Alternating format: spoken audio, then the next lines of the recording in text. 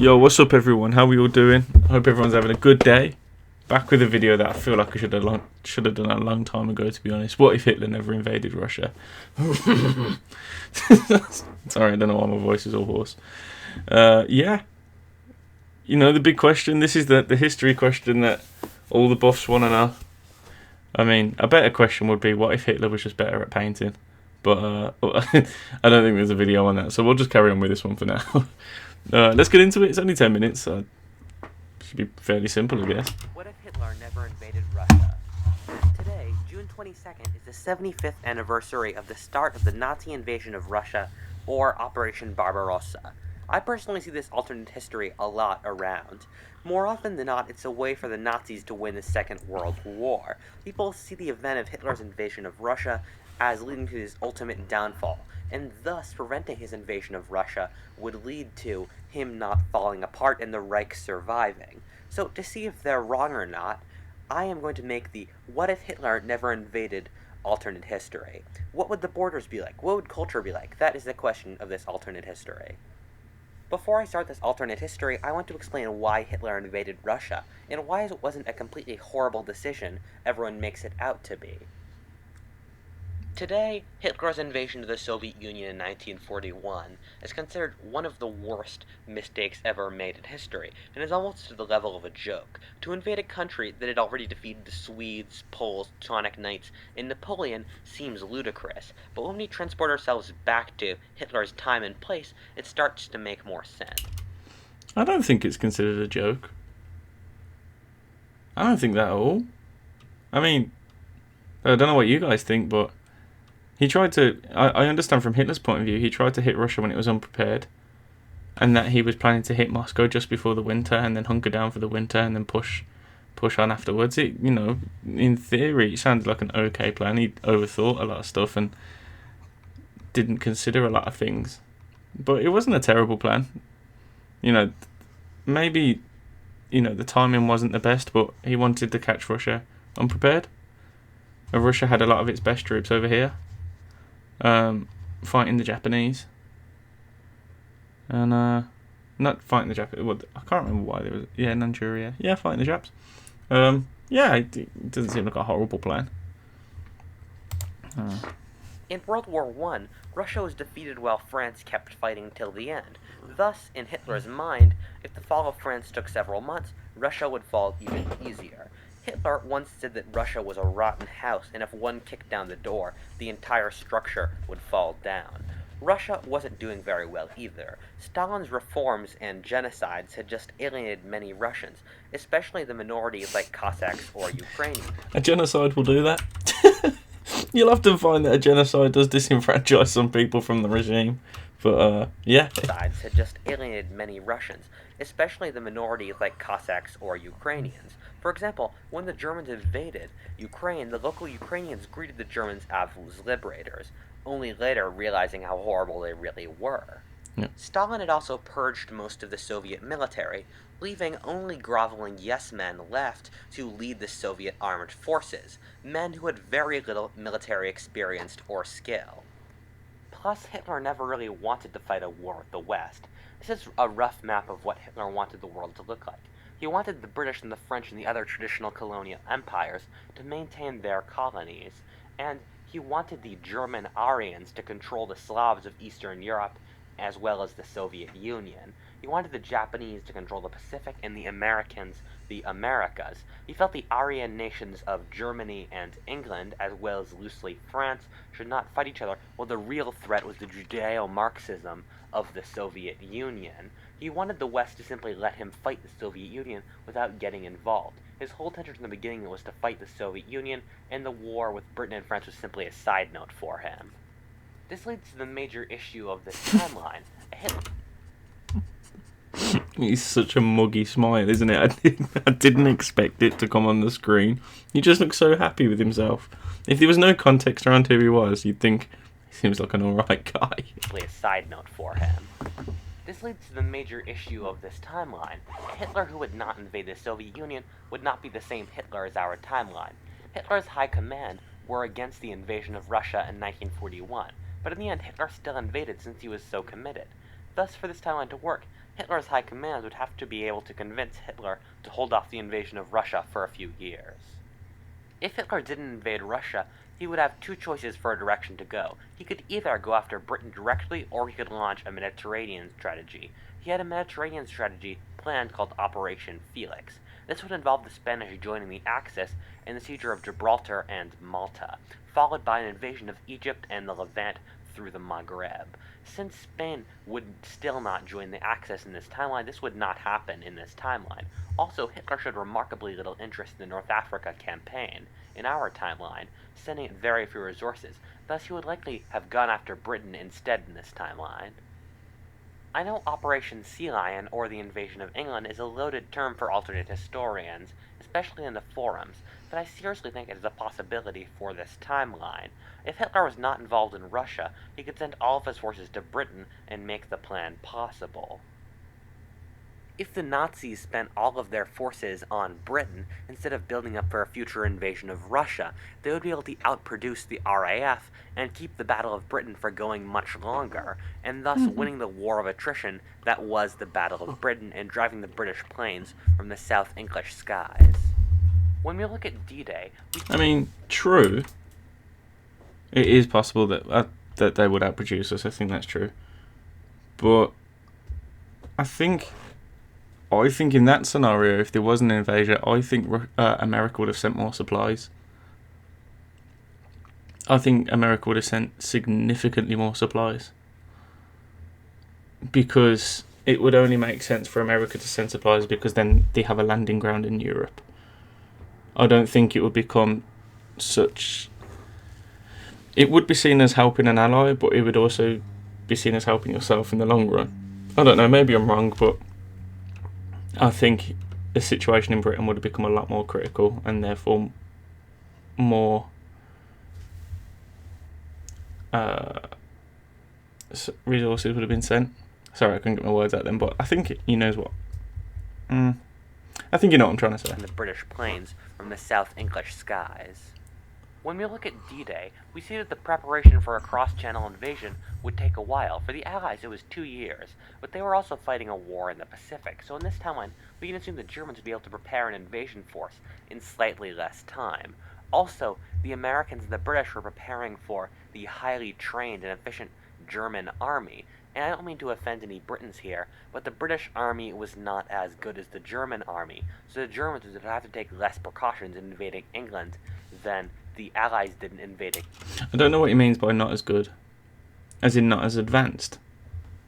Because it was definitely more advanced. A big portion of the German army was still using horseback.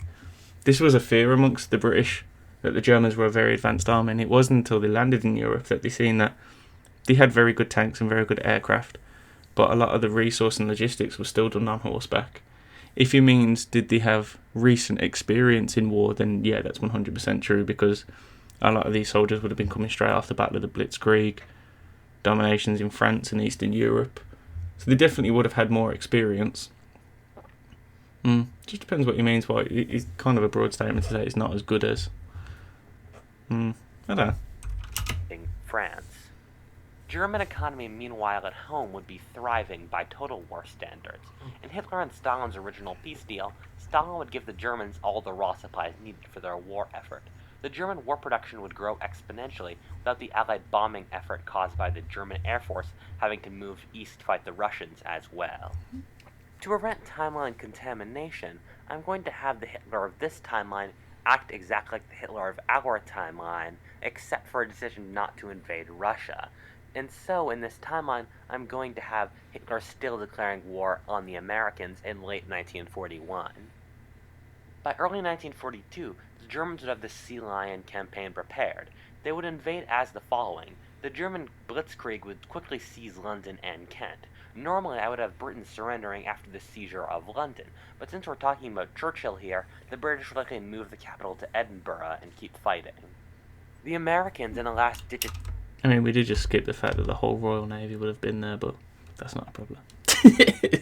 Like, if that situation was real and there was attack incoming, the Royal Navy would have been pulled back. And the Royal Navy at the time was huge. And the German Navy was quite small. Very advanced, but quite small. So, I'm not sure how that would have went, but let's just go with it. Attempt to save the British. This isn't me. This isn't me being like, oh no, that wouldn't happen. That wouldn't happen. I just think it's very, I think a video like this, it's very hard to get everything in 10 minutes. So he's obviously going to brush past some details, but I just feel like the Royal Navy is a big detail to skip past. If we're moving all the supplies from Russia to Germany, I understand he's got more. The Germans have significantly more supplies. I'm talking like millions of troops, blah, blah, blah. But yeah, that's a big detail to skip over. I understand that the Luftwaffe was huge and the RAF would have been very tired and withered at this point. But you know what I'm saying. Would rush their newly trained army to the Midlands, and this new influx of troops would create a stalemate between the Nazis and the Allies in Yorkshire. Without the Russians to distract them, the Germans would have built up a much more powerful navy, and so the Battle of the Atlantic would be much bloodier in this timeline. The Battle of the Atlantic would likely end with a stalemate, combined with the German Navy having to deal with the Allies having the Magnetron 12, meaning they could have onboard radar, as well as Ultra, meaning they could read their passages, as well as the ever-growing powerful U.S. Navy. Since the Americans would be sending almost their entirety of their military for a last-minute save of Britain, the Pacific Front would be completely left behind. The Japanese would thus win the Battle of Midway, and would achieve the campaign goal of the conquest of Hawaii. I don't agree with that either. I do not agree with that at all. I think this guy's underestimating how big America's military was at the time. I mean, we've already watched the Battle of Midway. We know how many aircraft. I think it was something stupid at the time, and there was 6 aircrafts in one battle alone? 4 aircrafts, and then 4 more incoming, so 8. To the Japanese's Kirubutai. I think that was the name of their aircraft fleet. I'm so good if I remembered that. But no, not a chance. Not a chance. I can't have that. America's military was huge. It would have enough to send to save the battle, to save Britain, and fight its own in Midway, I believe. Yeah, because the Germans would be tied up in Europe. You can't simultaneously, stave off American resources and fight the Royal Navy at the same time, and have the Japanese somehow just magically steamroll through Midway.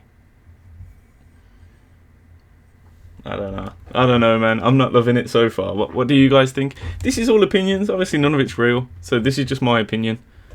I understand the Germans were very strong at the time, but so was Britain and America. America was already an industrial powerhouse at this time. Well, it was in the early stages of it, but it was still outproducing pretty much everyone. I think that happened midway through World War One early World War Two, Britain was still outproducing America, and then I think in the 1940s, America just everything went on military resources, and I think from that time, America became the world's #1 powerhouse. Yeah, I don't know. Maybe I'm just thinking too much into it. Without the U.S. fleet at the Battle of the Coral Sea, the Japanese could supply their troops in New Guinea and thus would have conquered that island. This would leave Australia with the possibility of Japanese conquest, but this would likely not happen since the Japanese had very little interest in Australia and preferred to use those troops on different fronts. With the British fighting a war of survival on their home soil, they would leave India practically undefended. Thus, the Japanese would press deeply into India. The sheer size of India would give the time for the Rajas and the Indian nationalists to create a purely Indian army to prevent the Japanese from conquering all of India, though. When we think of Hitler's invasion of Russia... God, if you think about it, imagine how bloody a war between the Japs and the Indians would have been. If that would have happened, that would have easily become one of the most brutal conflicts in World War II. The sheer numbers and equipment of the Japanese army versus just the sheer manpower behind the Indians. We're talking 1 billion people, probably not back then, but still, it was probably 700 million, 800 million. Well, it doesn't matter. You know you're talking about way more than Japan. We know that. That would have been a bloody conflict. Jesus. We tend to think of a helpless Stalin being betrayed by his treaty, but things weren't so simple. Stalin had his own plan to get involved in a future war against Germany. Stalin was worried that if Hitler invaded Britain, that would give the Reich too much power, and thus he planned that if the Germans were to invade England, he would invade Poland. He wanted the fascists and the Western Democrats to wear themselves out fighting together and thus leave the Soviet Union as the only remaining power. Thus, if the Germans invaded England, the Russians would invade the Reich from the east in return. The issue for Stalin is that it took the Soviets halfway through the war before they learned to master offensive tactics, since the governmental yes-men that ran the army had no idea how to run offensive operations, and thus the Soviet invasion of Poland would be a horrible defeat. The Germans in return would launch a counteroffensive, seizing Vilnius and possibly Kiev and Riga, but it would never even get close to our timeline's conquests. This is because much of our timeline conquests were achieved when the Soviet army was unprepared and the Nazis were not already fighting in Britain. I'm going to simplify an extremely bloody war, but the Allies would in the end simply win due to their sheer industrial and population advantage over the Axis. The war in general would last much longer, since the Allies would spend much of it fighting for England's survival, and thus would not be threatening German industry with the incessant bombing. The Russians would definitely get the best part of the treaty, since by the time they had fought their way to Berlin from Byelorussia, the Allies would likely still conservatively be in Sussex or liberally be in an Operation Torch-style offensive in North Africa. There would be no time for any D-Day style or Sicily-style invasion. I still find it hard to believe that if America's sent their entire navy, as this guy has said, that the Battle of Britain isn't already won, how were the Germans getting supplies to Britain? Are you telling me that the German Navy, which was quite small at the time, managed to fight off the Royal Navy and the US Navy at the same time, hold and maintain the British Channel? I can't see it. I just can't see it. The combined strength of Britain and America's industry was outproduced by Germany. I understand they've got the whole of Europe to produce, but throwing up industry isn't that simple. It takes a long time. Let me know what you guys think. Am I just being stupid? I don't think I am. The post-war Europe would likely be far more Soviet, with the border likely being the Rhine. The Soviets would likely not seize all of Europe, since the Americans would have the quote-unquote negotiating weapon of the atom bomb, though. Meanwhile, in the Pacific, the Allies would likely win just to sheer industrial weight.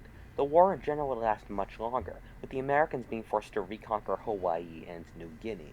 The Japanese fleet would also be supreme in the Pacific for much of the war, and since they would have won Midway, meaning the US would be forced to rebuild its fleet from near scratch to defeat the Japanese. Since the Americans would be far behind schedule of what they were in our timeline, this would mean that the Russians would conquer much more of East Asia, and thus Korea would likely be united under the North Korean regime that it had in our timeline, and Japan would likely be split between a North Communist regime and a South US regime. What if Altist? Thank you for watching. If you enjoyed this timeline, please... Okay. So, this will be a good conversation in the comments. I think there's quite a few problems with this. I understand the guy's took his best shot at it, and that's what he's come out with. I think maybe his post-analysis of the war and what the world would have looked like is pretty good. Yeah, I just struggle to see how Germany, in the short term, outproduced Britain and America. Germany's navy wasn't that big. It wasn't finished. One thing, I think he was told that the German navy wouldn't be finished till 43. That's why you never really hear much about it.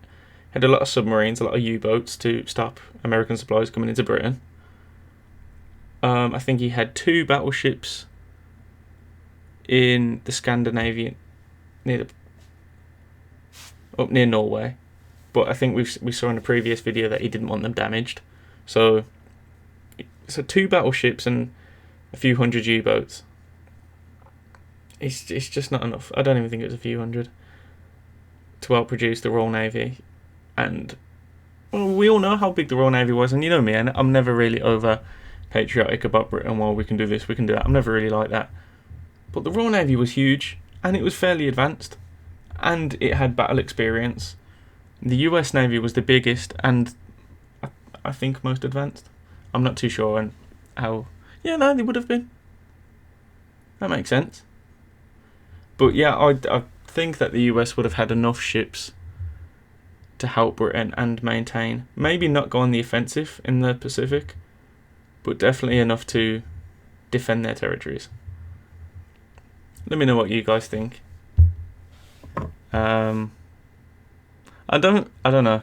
I guess I just don't really like when I'm super negative in videos like this, because the creators obviously spent a lot of time making it, but that's why they do the video, so it sparks some debate.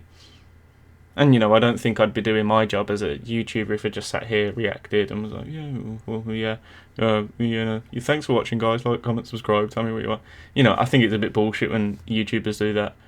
So that's my opinion on what would have happened. Yeah. Let me know what you guys think, man. I can't wait to have a debate with you, so kick it in the comments, man. So peace out, and I'll see you later.